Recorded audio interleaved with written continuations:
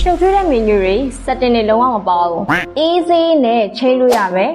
ပြီးရင် algorithm ကနေအလိုလျောက် creation တွေကိုစမ်းသပ်ပြောင်းလဲပေးနိုင်တဲ့စနစ်နဲ့အတူအမှုပညာရှင်စွာလုပ်ပေးနိုင်တဲ့မျိုးပြလေးကိုတည်ထောင်နိုင်မယ်ဆိုရင်ပြည်သက်တို့စိတ်ဝင်စားကြလား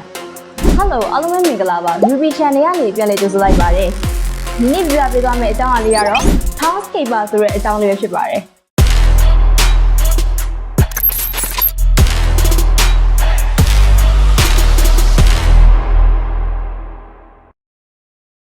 ဒီ Townscaper ဆိုတဲ့ game လေးကိုနာမည်ကြီး solo developer တဦးဖြစ်တဲ့ Oscar Strauber ကနေဖန်တီးခဲ့ပြီးတော့2020ခုနှစ်မှာ Raw Fury ဆိုတဲ့နာမည်ကြီး indie games company က PC အတွက်ထုတ်ဝေခဲ့ရဖြစ်ပါတယ်2021ခုနှစ်မှာတော့ console နဲ့ mobile အတွက်ကိုတက်တီးတန်းထပ်ပြီးတော့ထုတ်လုပ်ခဲ့ပါတယ်အဲ့တော့ဒီ game ထဲမှာသုံးထားတဲ့ wave function collab ဆိုတဲ့ algorithm ဒါသူ့ရဲ့အဓိကအားသာချက်ပဲအဲ့လာဘယ်လိုရေးလျားလဲဆိုတော့ algorithm ဆိုတာကကိုကဒီ game ထဲမှာတနည်းအားကိုနှိမ့်လိုက်တာနဲ့ clip တစ်ခုကိုနှိမ့်လိုက်တာနဲ့အဲ့နားမှာအိမ်သလုံးပေါ်လာပြီးတော့အဲ့ဒီအိမ်ကလည်းတစ်ခုနဲ့တစ်ခုအချိန်ဆက်ပြီးနေမယ်ဒါမှမဟုတ်အဲ့ဒီအိမ်တစ်ခုကြားထဲကိုနှိမ့်လိုက်ရင်သရားပုံစံလေးပေါ်လာပြီးတော့အဲ့သရားကလည်းအိမ်တစ်ခုကိုချိတ်ဆက်ပေးထားပုံလေးဖြစ်မယ်အဲ့လာကတော့ဘယ်လိုပြောရမလဲဆို procedural generation လို့ခေါ်တဲ့သူ့မှာချိတ်ဆက်ပေးထားတဲ့အရာပဲအဲ့တော့ creator ကကစားကြည့်မယ်ဆိုရင်ဒီထဲမှာဆိုရင်သူကကိုက PC နဲ့ပဲကစားမလား mobile နဲ့ပဲကစားမလားနှစ်မျိုးစလုံးရမယ်နောက်တစ်ခုကသူ့မှာစူးစမ်းတဲ့အရာပါသေးတယ်အဲ့လာဘယ်လိုမျိုးလဲဆိုရင်သူ့ရဲ့ sound effect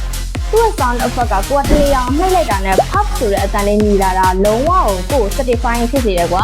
ပြီးရင်နောက်တစ်ခုကဘာလဲဆိုတော့သူ့မှာပါလာတဲ့အဲ့အဝေးလှမ်းတဲ့တန်းလေးတွေတို့ဘာတို့ကအဲ့လာလေးတွေကသူ့ရဲ့ဘယ်လိုပြောမလဲခံစားချက်ကိုလုံးဝကောင်းစေတယ်ပြီးရင်လုံးဝဆောတဲ့လူကို healing ဖြစ်စေတယ်ငှက်လေးတွေလာနာတာတို့ပြီးရင်ညဘက်ရောက်မီးလေးတွေမြင်လာတာတို့ကအဲ့လာသူ့ရဲ့ဂိမ်းကိုဖန်တီးမှုအကောင်းဆုံးနဲ့သူလှုပ်ထားရဲဆိုတာအရန်အောင်ပြင်းနေရတယ်။တခြားဂိမ်းတွေနဲ့မတူတာကဒီဂိမ်းမှာသူများလိုမျိုးရှုံးတာမရှိဘူး။ရန်သူလည်းမရှိဘူး။ပန်းနိုင်လည်းမရှိဘူး။ Everything's for chill ပဲကွာ။လွတ်လွတ်လပ်လပ်အေးချမ်းကစားပြီးတော့ healing ဖြစ်စေမဲ့ fight တွေပဲအပြည့်အဝရှိနေမှာပါ။အဲ့တော့ပထမဆုံးအနေနဲ့ဒီဂိမ်းရဲ့ mechanics ကြောင်းကိုနည်းနည်းပါရှင်းပြမယ်ဆိုရင်ကိုကပထမဆုံးမြင်လိုက်တာနဲ့ဒီမှာမြင်ရမှာကပင်လယ်ပြင်နဲ့အတူအိမ်လေးတစ်လုံးရှိမယ်။အဲ့ဒီအိမ်လေးကနေမှကလစ်တစ်ချက်နှိမ့်လိုက်တာနဲ့အိမ်တစ်လုံးထပ်ပေါ်လာမယ်။ကိုကဘယ်လိုမျိုးလဲဆိုတော့ဒီမှာဆိုရင် तू ကအိမ်တစ်လုံးမှာဒီနားမှာအကွ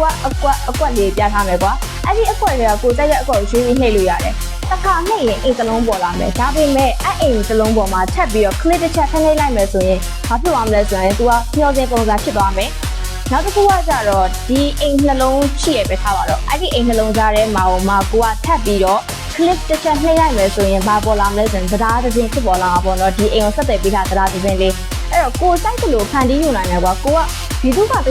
ပညာရှင်တယောက်မဟုတ်လို့ကဟာငါမစော့တက်ဘူးဘာဖြစ်တယ်ညာဖြစ်တယ်ဟာအဲ့လိုက်ကူနေကြမလို့ပါဘာဖြစ်လဲဆိုတော့သူ့ထဲမှာပါတဲ့ function နဲ့ font ကြောင့်ကိုကအဲ့ထဲမှာကိုကရှောက်နေနေတော့မှာကွာစစ်စရာကောင်းတဲ့အိမ်လေးတွေပေါ်လာမှာကွာဘလို့ပဲဖြစ်ဖြစ်ဟိုမတီးဘဲနဲ့စော့နေနေတော့မှာကွာတကယ်ကိုလမ်းနဲ့ပုံလေးတွေပေါ်လာမှာနောက်တစ်ခုကသူ့ရဲ့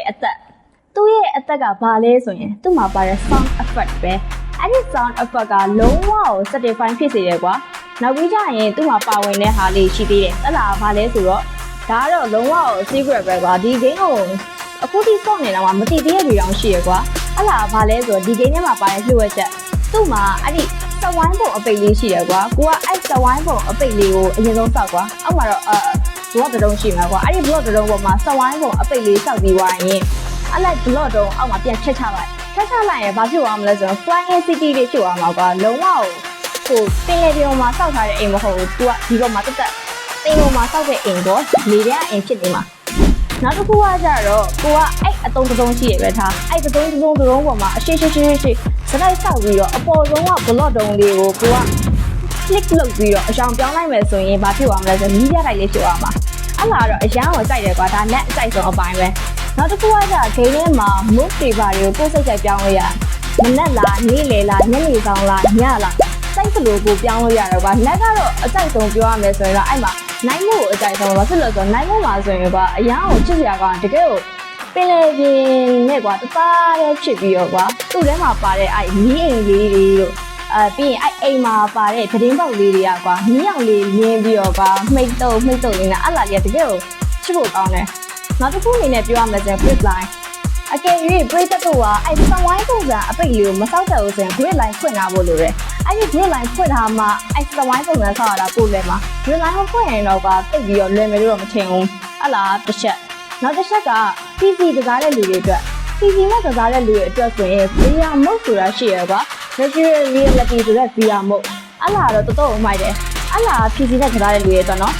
အဲ့ဒီ VR mode ကကိုစောက်ထားတဲ့မျိုးကိုဘယ်လိုလုပ်လို့ရလဲဆိုတော့တချို့ဟာတွေမှာဆိုတော့တိတ်ဆိုကြည့်လို့မရဘူး PC မှာဆိုတော့ပုံမိုက်တယ်သူက360 degree ပတ်ပတ်လဲကိုလှည့်လဲကြည့်ရှိလို့ရတာကွာအတွင်းထဲကိုကြင်လာတာအတွင်းထဲဆိုရင်တော့ဟိုအိမ်ထဲတော့မဟုတ်ဘူးကွာသူတို့ဒီအိမ်ကလုံးနဲ့ကလုံးကြားတဲ့တွေအဲ့လိုမျိုးပတ်ပတ်လဲလိုက်ပြီးကြည့်လို့ရတာအဲ့လား PC version မှာပါတဲ့ကောင်နောက်တစ်ခုကကိုစောက်ထားတဲ့မျိုးပုံစံကို 3D ပုံစံနဲ့ပဲပြန်သုံးမလားအဲ့လားဒီလည်းလုပ်လို့ရတယ် 3D printer ထုတ်ဖို့အတွက် file လုပ်ပေးတဲ့မုတ်ပုံစံမျိုးနဲ့ကွာသူကပတ်ဝင်လာတာဒါ PC version မှာအတွက်ပဲကွာဖုန်းမှာတော့ဒါမပါဘူးအဲ့လောက်ဆိုရင်review video အတွက်လုံလောက်ပြီလို့တော့ထင်တယ်ကွာ Townscape ပါဆိုတဲ့ game လေးကိုအနည်းချုပ်အနေနဲ့ပြောရမယ်ဆိုရင်သူ့ထဲမှာပါတဲ့ creative mode အဲ့ဒီကောင်ကကွာဘယ်လိုမျိုးလဲဆိုတော့လုံးဝ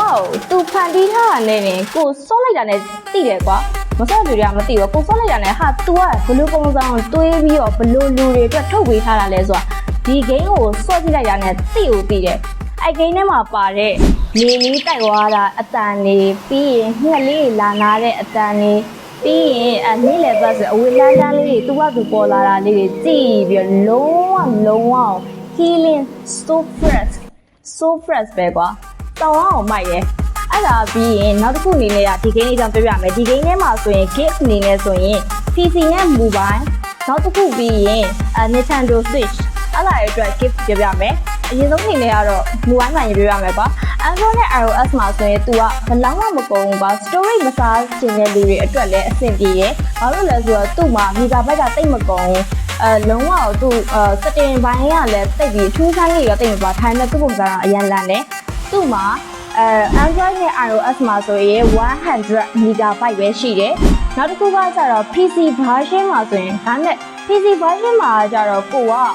3D printer တွေ software တွေဘာတွေအဲ့ဒါတွေသူကအပိုပါလာမှာဆိုတော့အကယ်၍ကိုကဒါတွေသုံးနေမယ်ဆိုရင်သူ့မှာပုံမှာကကိုကဘယ်လောက် storage လို့လဲဆိုရင် 1GB storage တော့လိုတယ်ကွာဒါပေမဲ့ install လုပ်တဲ့အချိန်ကျရင်လိုတာကတော့200 megabyte ကနေ500 megabyte ထိပဲကုန်တယ်အဲ့လာတော့ PC version မှာ mobile version ကတော့စိတ်ပူစရာတိတ်မလိုဘူးနောက်တစ်ခုက Nintendo Switch မှာဆိုရင်130 megabyte ပဲကုန်ပါတယ်အဲ့တော့ဒီ game ကို install လုပ်ပြီးတော့အကန့်အသတ်မရှိကိုကဆော့တင်နေဆိုရင်သူကတခြား game တွေလိုမျိုး free တော့မဟုတ်ဘူးကွာပတ်စံတော့ပေးရတယ်ဒေါ်လာနဲ့ပေးရတာပေါ့နော်iOS နဲ့ Android မှာဆိုရင်သူက$5ကျမယ် PC version မှာဆိုရင်$6ကျ PC version ကနည်းနည်း$ပဲပို့ပေးကြည့်ရပါတခါတလေကျရင်သူ့မှာသေးချတဲ့အချိန်လေးရှိတယ်အဲ့အချိန်လေးမှာဆိုရင်ဘယ်လောက်ပဲရှိလဲဆိုတော့$2လောက်ပဲရှိရဒါကတော့ကို event တွေပါတယ်စောင့်မှရမှာပေါ့နော်အဲ့တော့စားစောကြည့်ကျင်တဲ့လူတွေအတွက်ကတော့ကိုကပတ်စံမကုန်ကျင်ဘူးဒီတိုင်းပဲစားစောကြည့်ကျင်ရုံလောက်ပဲဆိုရင်တော့ browser မှာ